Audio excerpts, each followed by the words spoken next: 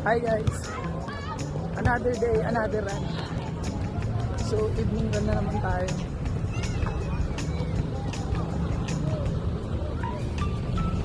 Dito pala tayo sa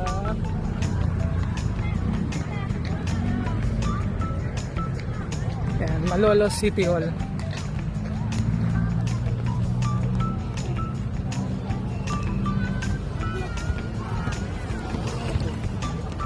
Katatapos nga lang natin 12 km run.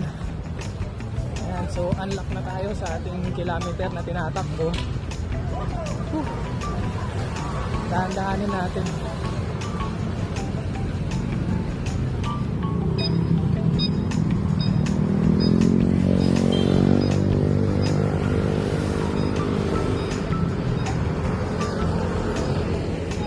Balik na tayo sa parking.